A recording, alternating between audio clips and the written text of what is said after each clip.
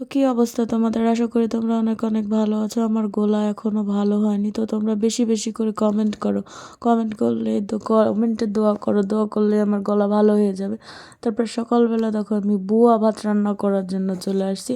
তো এই বুয়া ভাত কে কে খাইছো অবশ্যই কমেন্টে জানাবো। আর আমার এতগুলো ফলোয়ার, কোনো কমেন্ট নাই, লাইক নাই, কিচ্ছু নাই, এই জন্য আমার গলাটাও ভালো হচ্ছে না।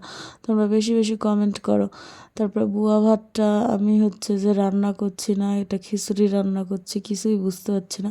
কারণ এই ভিডিওটা আমি অনেক দিন আগে এডিট করে রেখেছিলাম, আজকে আমি ভয়েস দিচ্ছি।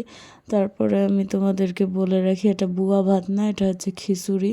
তো এখন কমেন্টে এসে বা লাইভে এসে উল্টাপাল্টা কিছু বললেই কমেন্টও ভাইরাল, লাইভও ভাইরাল। এই জন্য আমিও উল্টাপাল্টা বলার চেষ্টা করছি। এটা হচ্ছে আমার মা রাইস কুকার, আর এটা হচ্ছে বাচ্চার রাইস কুকার। আজকে কোয়েল পাখির ডিম দিয়ে খিচুড়ি খাওয়া হবে, এই জন্য আমি কোয়েল পাখির ডিমটা সেদ্ধ করে নিচ্ছি। তারপরে এটা মানে সে ছিলে এই যে খিচুড়িতে দিয়ে দিব।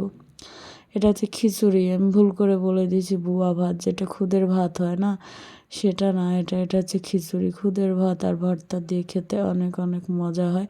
তারপর রাতে দেখো এগুলো মাছ কি আনছে, মাছের আমি নামই জানি না। এটা হচ্ছে পাবদা, আর এটা হচ্ছে বোয়াল, তারপরে ওটা ছিল বাটা। তো এটা হচ্ছে রাতের ভিডিও, ওটা হচ্ছে সকালের ছিল, খিচুড়ি রান্না করছি। তারপরে এটা এখন রান্না করতে হবে, এটা হচ্ছে বাটা। এই বাটার নামের থেকে ওরকম মানে অনুপ্রাণিত হয়ে নাকি বাটা ব্র্যান্ডের নাম রাখছে বাটা, এটা আমি স্বপ্নে শুনছিলাম, এই জন্য বললাম। তো মাছটা আমি সুন্দর করে দেখো মাছের আঁশটা ছাড়িয়ে নিচ্ছি। তারপর আঁশটা ছাড়িয়ে নিয়ে কী করতে হবে, ধুতে হবে, না ধুয়েই ভাজি করছি না, ধুয়ে ভাজি করছি। ভাজি করে মশলা ভাজি করে ওটা ভাজি উঠিয়ে নিয়েছি। তারপর পেঁয়াজ ভেজে নিচ্ছি। এটাতে কী করবো আমি জানি না, অনেক দিন আগের ভিডিও, আমার মনে নেই। তারপরে এটাতে মশলা কষিয়ে সুন্দর করে, এটা কী মাছ রান্না করব মনে হচ্ছে না, এটাতে মনে হয় বোয়াল মাছ রান্না করব। তো এই হচ্ছে কাহিনি, এটা বাটা মাছ, এটা ভেজে নিচ্ছি। আর এই মশলা কষালাম, ওটাতে আমি বোয়াল মাছ রান্না করব।